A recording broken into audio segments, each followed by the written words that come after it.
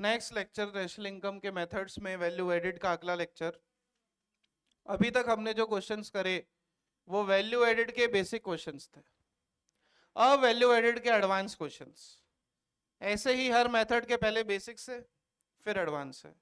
तो हमको total 3 method पढ़ने हैं, तीनों के basic advance basic advance basic advance, and then welfare GDP welfare, जिसमें रियल और नॉमिनल जीडीपी मैंने आपको कहा था डिफ्लेटर यूज करके कन्वर्ट की जाती है, वो डिफ्लेटर नेशनल इनकम का लास्ट टॉपिक है, राइट। तो अब सुनना ध्यान से, अगर मैं बोलूं कि किसी एंटरप्राइज ने कुछ चीज एक्सपोर्ट करी है, क्या करिए, एक्सपोर्ट, तो एक्सपोर्ट होते गुड्स। अगर एक्सपोर्ट होते क्या बोलो, गुड्स। तो गुड्स एक्सपोर्ट करना बताओ किसका पार्ट होगा, सेल का। गुड्स एक्सपोर्ट करना किसका पार्ट होगा, सेल्स का। अगर किसी एंटरप्राइज ने कोई गुड्स एक्सपोर्ट करे तो वो एक्सपोर्ट किसका पार्ट होगा, हमेशा सेल्स का। उसी तरीके से अगर किसी एंटरप्राइज ने कुछ चीज बाहर से इंपोर्ट करी है, अगर कोई चीज पार्ट दूसरे पार्ट से अगर क्या हुआ है बोला इंपोर्ट, तो इंपोर्ट हमेशा किसका पार्ट होगा बोलो, परचेज का। ये कॉमन सेंस सबको पता है, इसमें कोई डाउट बोलो। एक्सपोर्ट किसका पार्ट होगा, सेल का, और इंपोर्ट किसका पार्ट होगा बोलो, परचेज का। तो अगर किसी क्वेश्चन में वो देता है, सिर्फ वर्ड लिखा है सेल्स, क्या वर्ड लिखा है, सेल्स वर्ड लिखा है, दैट मीन्स सेल किसका पार्ट है, एक्सपोर्ट किसका पार्ट है, सेल का। बोलो एक्सपोर्ट किसका पार्ट है, सेल का। तो अगर हमको किसी क्वेश्चन में सेल्स दी है, दैट मीन्स एक्सपोर्ट को अलग से लेने की जरूरत नहीं, ठीक है। और अगर किसी क्वेश्चन में परचेज वर्ड, सिर्फ परचेज वर्ड अगर दिया है, तो आपको इंपोर्ट को भी कंसिडर अलग से करने की जरूरत नहीं। क्यों, क्योंकि सेल का एक्सपोर्ट पार्ट होता है सेल का, और इंपोर्ट पार्ट होता है परचेज का। ये क्वेश्चंस अब जो हम करेंगे ये एनसीईआरटी में नहीं है। जैसे आप अकाउंट्स में पढ़ते हो टीएस गरवाल, टीएस गरवाल के कई क्वेश्चन एनसीईआरटी में नहीं। अब जैसे मान लो फंडामेंटल्स, फंडामेंटल्स के अकाउंट्स में 10 क्वेश्चन है एनसीईआरटी में, लेकिन आपके टीएस गरवाल में कितने, कम से कम 70-80 क्वेश्चन है ना। वैसे ही एनसीईआरटी में जो इकोनॉमिक्स की जो एनसीईआरटी है उसमें नेशनल इनकम के कुल मिला के 20 क्वेश्चन, लेकिन अभी तक हमको 20 क्वेश्चन लग गए एक मेथड में, ये ध्यान रखना, राइट। क्योंकि पेपर एनसीईआरटी से हमेशा है जरूरी नहीं है। तो एनसीईआरटी में ऐसे क्वेश्चन नहीं है, लेकिन बोर्ड के एग्जाम में आए। तो आप ध्यान रखना, अगर किसी क्वेश्चन में एक्सपोर्ट दिया है, क्या दिया, एक्सपोर्ट गिवन है, और सेल्स गिवन है, सिर्फ क्या कह रहा हूं मैंने सेल के आगे ना पीछे कोई वर्ड नहीं बोला है। अगर सिर्फ सेल्स गिवन है और एक्सपोर्ट क्वेश्चन में दिया है, तो आपको एक्सपोर्ट को अलग से कंसिडर करने की जरूरत, क्योंकि एक्सपोर्ट सेल का पार्ट होता है। एक्सपोर्ट किसका पार्ट होता है भाई, मैं बोलूँ कि यार टोटल मेरे को 10 करोड़ की सेल हुई, मान लो मैं अगर बोलूँ कि मेरे बिजनेस को 10 करोड़ की सेल हुई और 2 करोड़ के एक्सपोर्ट थे, तो बताओ 2 करोड़ में 10 करोड़ जुड़ा हुआ है ना, मतलब 10 में 2 जुड़ा हुआ है। वहीं अगर मैं बोलूँ कि 10 करोड़ की सेल को करने के लिए मुझे 7 करोड़ के परचेजेस लगे, जिसमें से 1 करोड़ के इंपोर्ट थे, जिसमें से 1 करोड़ के क्या थे, तो क्योंकि सिर्फ परचेज बोला, परचेज में इंपोर्ट क्या है, जुड़ा हुआ है। तो सबसे पहला कॉन्सेप्ट आज ध्यान रखना, ये पहली बात तो कहीं कॉन्सेप्ट में कहीं लिखवाता भी नहीं है, सीधा ऐसे क्वेश्चन आता है बोर्ड में, अब आपको आते तो करो, नहीं तो जयराम जी की, राइट। तो समझना बहुत ध्यान से, अगर क्वेश्चन में सिर्फ सेल्स लिखा है, इतनी बार अगर मैं कोई चीज अगर रिपीट कर रहा हूं, मतलब समझना आगे क्वेश्चन का लेवल क्या होगा, मजा आएगा अभी थोड़ी देर में। और कल के क्वेश्चन में तो सब नाचेंगे, ठीक है, जिनको नहीं समझ आया वो तो और ज्यादा नाचेंगे।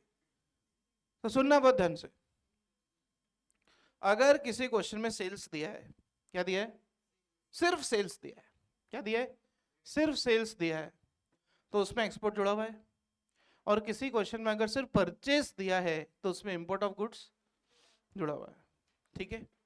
दूसरी बात ध्यान रखना, अगर वो क्वेश्चन में कहता है डोमेस्टिक सेल्स, क्या कहता है, डोमेस्टिक सेल्स मतलब सिर्फ उस कंट्री की, और एक्सपोर्ट अलग दिए, एक्सपोर्ट क्या दिया है अलग, तो डोमेस्टिक सेल मतलब सिर्फ कंट्री की, उसमें एक्सपोर्ट जुड़ा हुआ है क्या, उसमें एक्सपोर्ट को जोड़ना पड़ेगा। और अगर वो कहता है सेल्स टू हाउस होल्ड्स, क्या बोलता है, सेल्स टू हाउस होल्ड भी डोमेस्टिक ही होंगे, तो उसमें भी अपने को एक्सपोर्ट को क्या करना पड़ेगा, जोड़ना पड़ेगा। समझ में आ रहा है? अगर क्वेश्चन में वर्ड लिखा है डोमेस्टिक सेल्स, उसमें एक्सपोर्ट जुड़ा हुआ, तो उसमें एक्सपोर्ट को जोड़ना पड़ेगा। अब बच्चा यही कंफ्यूज होता रहता है कि सर सेल्स को एक्सपोर्ट कब लें कब नहीं ले। तो मैं सीधी भाषा में वापस से बोल रहा हूँ, अगर सिर्फ सेल्स वर्ड लिखा है तो एक्सपोर्ट को अलग से कंसिडर करने की जरूरत, और अगर सिर्फ परचेज वर्ड लिखा है तो इंपोर्ट को कंसिडर करने की जरूरत। लेकिन अगर क्वेश्चन में वर्ड लिखा है डोमेस्टिक सेल्स, क्या लिखा है, डोमेस्टिक सेल्स या sales to households within the country, उसमें अपने को सेल्स में एक्सपोर्ट को क्या करना पड़ेगा, जोड़ना पड़ेगा। और उसी तरीके से अगर बोला है परचेज फ्रॉम डोमेस्टिक टेरिटरी या परचेज फ्रॉम डोमेस्टिक कंट्री, उसमें आपको इंपोर्ट को भी क्या करना पड़ेगा, ऐड करना पड़ेगा। समझ में आया? पहला कॉन्सेप्ट तो ये, इसको हम अभी वैल्यू एडिड में स्पेशल पॉइंट्स में लिखेंगे। क्या लिखेंगे, स्पेशल पॉइंट, क्योंकि बच्चा शहीद ही यही होता है, उसको पता ही नहीं पड़ता है कि इंपोर्ट को कब लेना है, एक्सपोर्ट को कब लेना है, कब नहीं लेना है। तो अगर मान लो, वापिस बोल रहा हूं, अगर क्वेश्चन में सिर्फ सेल्स वर्ड लिखा है तो एक्सपोर्ट को अलग से कंसिडर करने की जरूरत, उसी तरीके से अगर सिर्फ परचेज वर्ड लिखा है तो इंपोर्ट को कंसिडर करने की जरूरत नहीं है। लेकिन अगर डोमेस्टिक वर्ड लिखा है या सेल्स फ्रॉम डोमेस्टिक टेरिटरी या परचेज फ्रॉम डोमेस्टिक टेरिटरी लिखा है, तो उसमें सेल्स में एक्सपोर्ट को भी जोड़ना पड़ेगा और परचेज में इंपोर्ट को भी जोड़ना पड़ेगा। आई बात समझ? बोलो कोई डाउट? दूसरा इंपॉर्टेंट कॉन्सेप्ट, अगर मैं बोलूं कि there are two sectors A and B, और ए ने बी को कुछ सेल करा है, तो वो ए की तो सेल होगा और बी का क्या होगा, ये ध्यान रखना। और अगर बी ने कुछ माल ए को बेचा है तो वो बी का सेल होगा और ए का क्या होगा, purchase. Clear?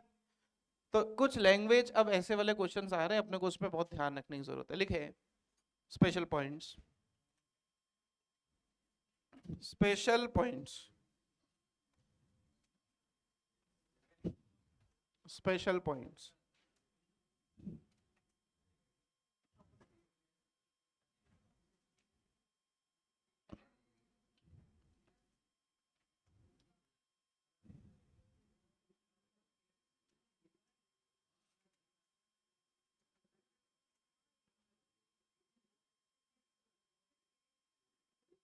Special points, silent please, पीछे बात नहीं।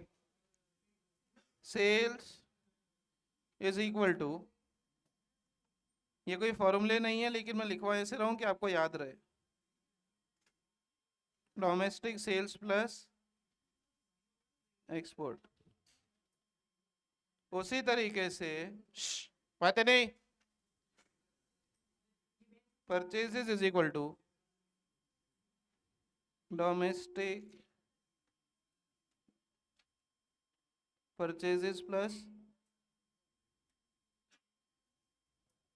तो अब एक वैरायटी तो आपको देखने को मिलेगी कि अभी तक क्वेश्चन में इंपोर्ट एक्सपोर्ट देते थे क्या, अब इंपोर्ट एक्सपोर्ट भी देंगे।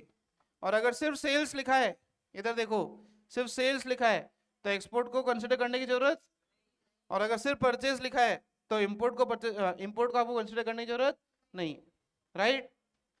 थर्ड स्टेटमेंट, वैसे ये तो सबको समझ में आती है कि अगर मान लो सेल्स बाय ए है, सेल्स बाय क्या है, मान लो ए टू बी, ऐसे अगर क्वेश्चन लिखता है या परचेज लिखता है, तो ये सेल तो किसकी होगी, ए की क्या होगी और बी की क्या होगी, ये तो खैर आप अकाउंट्स में पढ़ लेते हो, राइट? बोलो यहाँ तक कोई डाउट? बस ये स्पेशल पॉइंट्स के साथ हम अब अगले क्वेश्चन पर जा सकते हैं।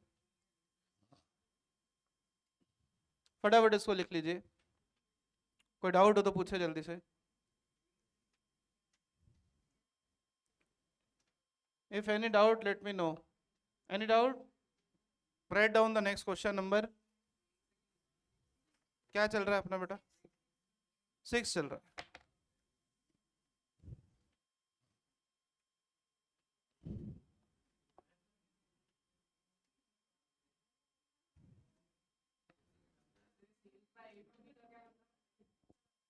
Sales by A to B का मतलब है कि ए की सेल्स है और बी का परचेज है। नेक्स्ट क्वेश्चन नंबर आपकी कॉपी के हिसाब से 6 है, लिखिए calculate value added by firm, अब दो क्लाइंट्स हैं, firm A, firm X and firm Y, इनका आपको वैल्यू एडेड निकालना है। और पूरा जहान जानता है कि वैल्यू एडेड का मतलब होता है जीडीपी एमपी, ठीक है। सबसे पहले आपको क्वेश्चन में दिया है sales by firm X, sales by firm X to households 100, then sales by firm, एक second, sale by firm Y 500, then purchase by, बातें नहीं please, sales by firm Y दी 500, purchase by households from Y, purchase by households from Y 50,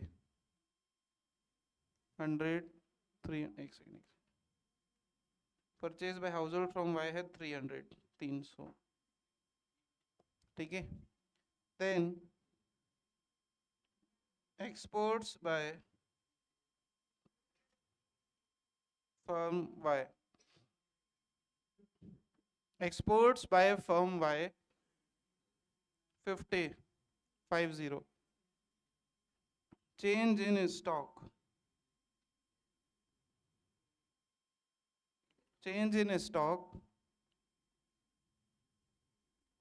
firm X का 20, and change in stock, change in stock firm Y का दिया है 10, imports bye firm x 70,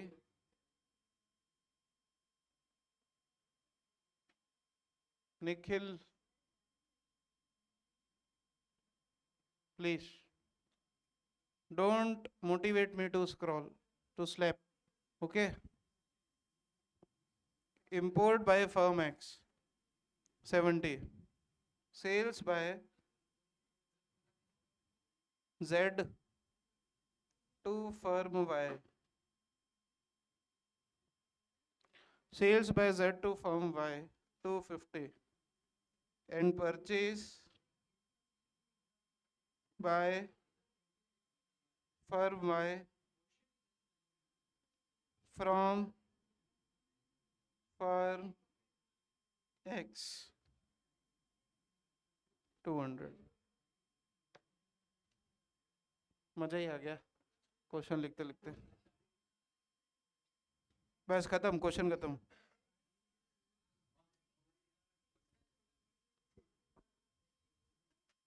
अभी तो ये बेसिक्स, एडवांस का first question है, ठीक है। एडवांस में से कम 7-8 क्वेश्चन हमको करना है।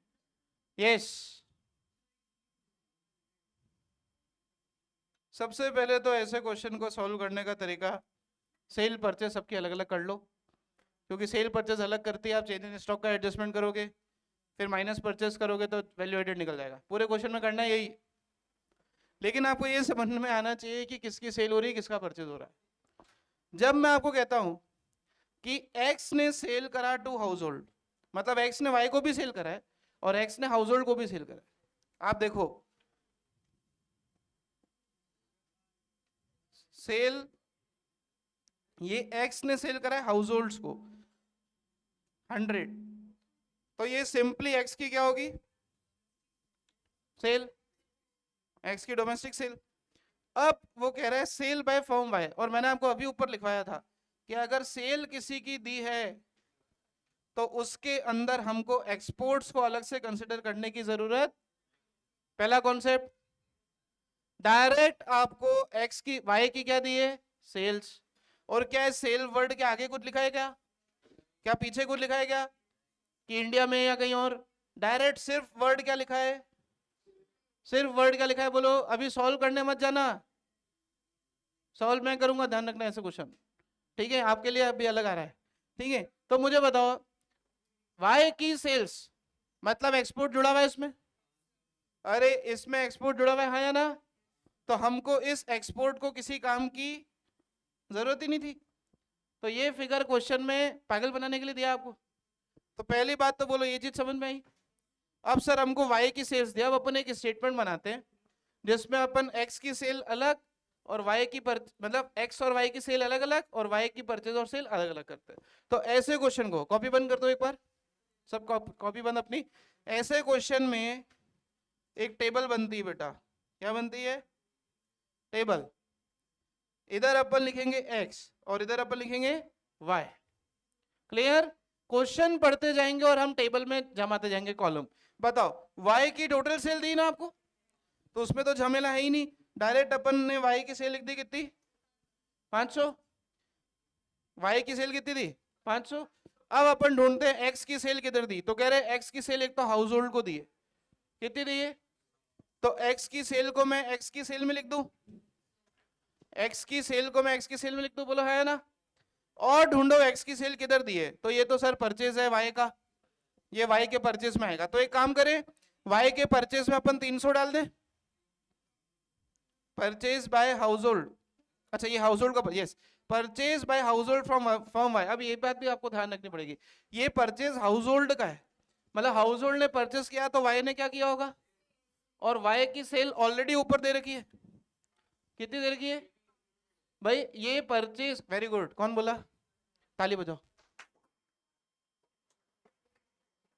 अगर बस अगर हाउस होल्ड ने परचेज किया है, अगर हाउस होल्ड ने क्या किया है, परचेज, हाउस होल्ड ने परचेज किया मतलब आई की क्या है, सेल, कितनी 300, और ऊपर ही तो दिया था सेल्स बाय वाई 500, मतलब इस 500 में 300 भी जुड़ा हुआ है, इस 500 में वाई की सेल में 500 में 300 भी जुड़ा हुआ है, तो ये 300 भी हमारे किसी काम का, अच्छा एक्सपोर्ट्स किसी काम का है क्या, अभी ऊपर पड़ा जब सेल्स लिखा है तो एक्सपोर्ट को अलग से कंसिडर नहीं करना है, तो आधा क्वेश्चन का तो झमेला हो गया। अब बचे 4-5 पॉइंट और, यस, चेंज इन स्टॉक, मुझे बताओ सेल्स में अपन डेल्टा स्टॉक को क्या करते हैं, प्लस करते हैं, ठीक है ना, sales plus closing minus opening, और क्लोजिंग माइनस ओपनिंग को ही बोलते हैं डेल्टा स्टॉक, ठीक है। अब चेंज इन स्टॉक एक्स का एक्स की जगह रख दो 20 और वाई का वाई की जगह रख दो कितना 10। अब बस क्या ढूंढना रहा है इस क्वेश्चन में, परचेज, तो आओ परचेज ढूंढे, यस, रुकना आगे तो पढ़ने दे दो।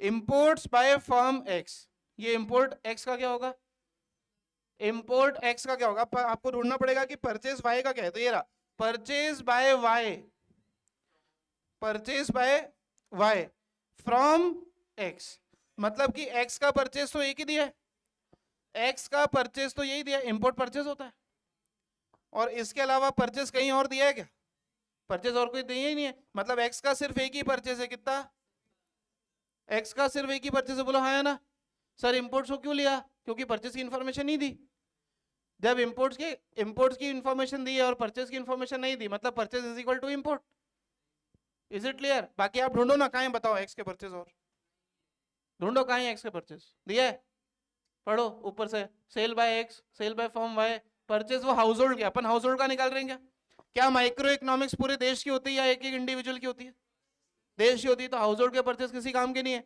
चेंज इन स्टॉक को उसकी जगह रख दिया, और एक्स ने इंपोर्ट किया, ध्यान रखना एक्स ने इंपोर्ट करा मतलब इसका परचेज है, तो इसका परचेज है ही कितना 70। अब वाई का परचेज ढूंढेंगे, यस, अब एक और है, sale by firm Z to firm Y, firm Z ने सेल की है फर्म वाई को, फर्म जेड ने सेल की, पहली बात तो जेड से अपना मतलब है नहीं, क्योंकि अपने को वैल्यूएटेड किसका निकालना, ऊपर क्वेश्चन पढ़ो, एक्स और वाई का, हाँ ये सेल तो जेड की है लेकिन परचेज किसका है, परचेज किसका है, तो वाई के परचेज में जोड़ दो उसको मैं, तो वाई का परचेज कितना है बोलो 200, वाई का परचेज कितना बोलो 200 50 ये वाला, and then purchase by firm Y. अब एक तो वाई ने जेड से खरीदा, उसके परचेज में जोड़ दिया, और एक और वाई ने और किससे खरीदा, एक्स से। वाई ने और किससे खरीदा, एक्स से। वाई ने और किससे खरीदा, एक्स से, मतलब कि ये एक्स की क्या है और वाई का क्या है, तो एक्स की सेल में जोड़ेंगे, एक्स की सेल में जोड़ेंगे कितना, एक्स की सेल में जोड़ेंगे जितना, और वाई के परचेस में जोड़ेंगे कितना, ये टेबल जम गई। बोलो हाँ या ना। अब बस वैल्यू एडेड निकालना है। वैल्यू एडेड का फॉर्मूला, ये आपका सेल्स है, ये आपका परचेज है, माइनस परचेज। तो अकाउंट्स में नहीं लिखता 1 + 2 - 3। Is it clear? ये काम अगर आ गया आपको तो आप किसी भी टफ से टफ क्वेश्चन को भी कर सकते हो। बोलो हाँ या ना। वापस से समझाऊं? कुछ नहीं करना है, सबकी सेल परचेज अलग अलग करनी है। वापस से एक बार समझा दो। देखो, सेल वाई की डायरेक्ट थी ऊपर, सेल बाय फर्म वाई। जब सेल लिखा होता है तो हम एक्सपोर्ट को कंसिडर करते हैं क्या? नहीं। तो डायरेक्ट वाई की सेल उतार दी उधर 500। वापस से समझ लेना, एक्स की सेल, एक्स की सेल कहाँ कहाँ दी है सर? तो एक तो ये वाली सेल थी, अगर वाई परचेस कर रहा है तो एक्स की क्या होगी, सेल। तो एक्स की सेल उधर 200 जोड़ दी, और एक 100 ऊपर दिया था, sale by firm x2 household. Sir इस 100 में 200 जुड़ा होता है क्या? हाँ, इसलिए 100 अलग है और ये 200 अलग है। सर इस 200 में 100 भी जुड़ा हुआ नहीं मान सकते? क्यों नहीं मान सकते? क्योंकि ये वो सेल है जो एक्स ने किसको की, वाई को। हाउस होल्ड को अलग करी ना, तो हाउस होल्ड की सेल अलग जोड़ी।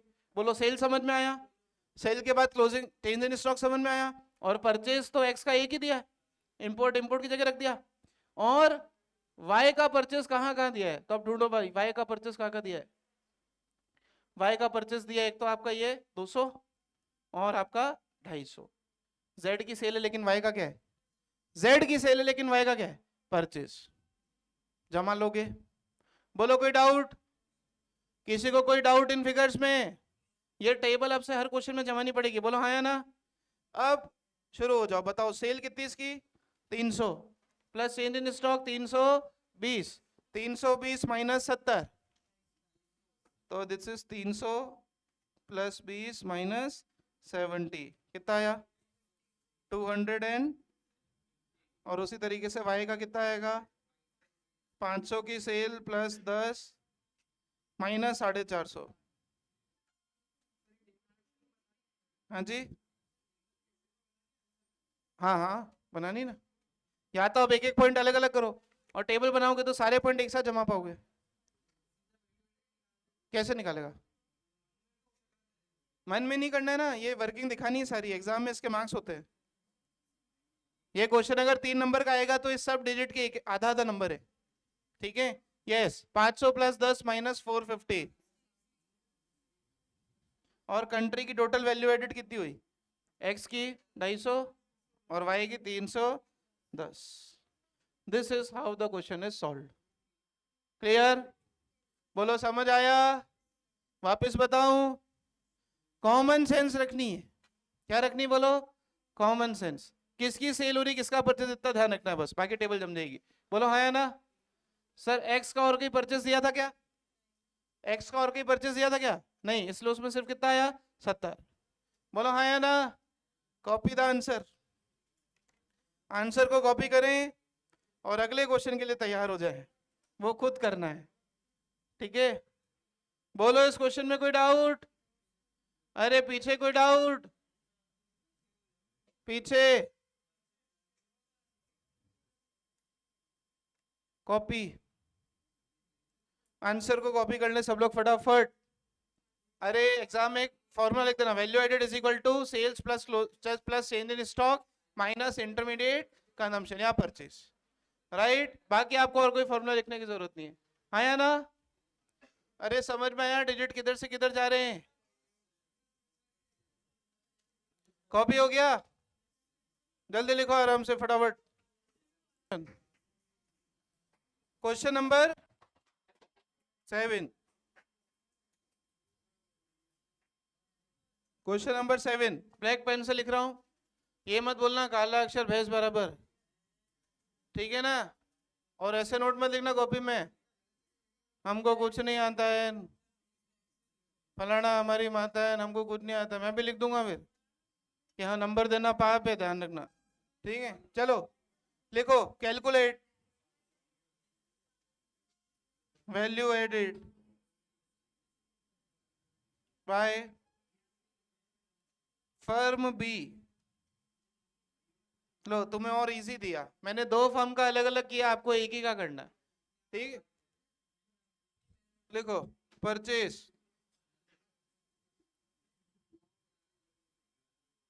मैंने एक्स और वाई दो का किया, आप एक का ही निकाल दो।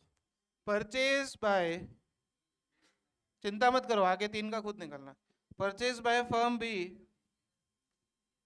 Purchase by firm B from A, purchase by B from A 30, sale by B, sale by B to firm C 25। बस ये ध्यान रखना, सेल सेल की जगह जाएगा, परचेज परचेज की जगह जाएगा, right. Sale by B to household, ये था sale by B,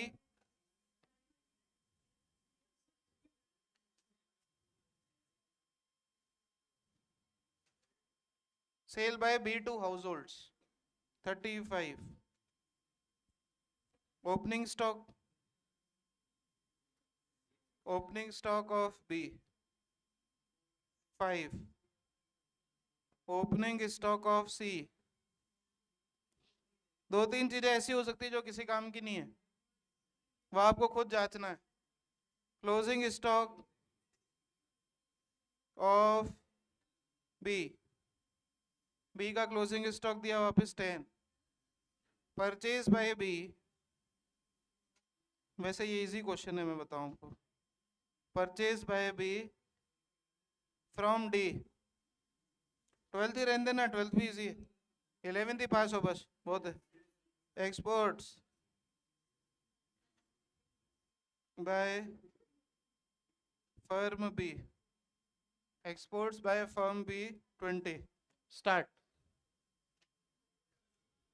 5 minutes you have to solve. फिर एक और क्वेश्चन करना,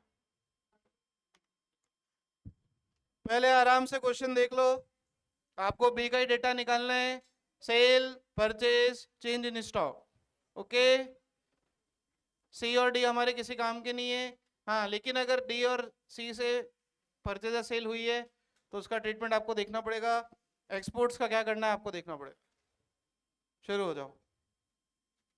वैल्यू एडेड बी का आना चाहिए 40 lakhs, 40 lakh is the answer. जिसका 40 लाख आ जाएगा वो सही है, बाकी सब गलत हो। तो अब देखते हैं कितने लोग सही है इस बैच में। आंसर 40 लाख सही है, 40 लाख। परचेज बाय बी, मेरे को काम सिर्फ इस क्वेश्चन में बी का ही करना है, तो मैंने इधर लिखा sale change in stock purchase.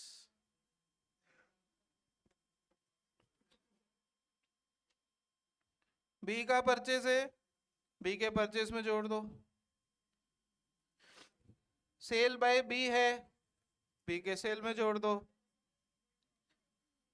वापस सेल बाय बी है टू हाउस होल्ड है, वापस से बी के सेल में जोड़ दो। ओपनिंग स्टॉक बी का और क्लोजिंग स्टॉक बी का देखेंगे, क्लोजिंग माइनस ओपनिंग करते हैं, तो 10 माइनस 5 करेंगे, 5 आया, ये हो गया, ये भी हो गया। Then purchase by B from D, B के परचेज में जोड़ दो 15। एंड अभी तक जो भी सेल थी, सेल बाय बी, इधर देखना एक्सपोर्ट्स का क्या करना है, बी ने बेचा सी को, बी ने बेचा हाउस होल्ड को, मतलब ये तो डोमेस्टिक ही है, इसमें अभी तक एक्सपोर्ट जुड़ा हुआ नहीं है, तो यहाँ पर आप और किसको जोड़ दो, एक्सपोर्ट्स को। तो सेल की टोटल लगाओगे तो आएगा 80, या आया 5, 85, और यह आया 45। 80 + 5 85 माइनस 45 इज इक्वल टू 40। बोलो हाँ या ना, क्लियर। सेम, सिर्फ टेबल जमा नहीं आनी चाहिए, ध्यान रखना। बोलो हाँ या ना। वन मोर क्वेश्चन टेकन, एक और क्वेश्चन। क्या 12 बजे तक है ना, इतना पढ़कर आना, थैंक यू।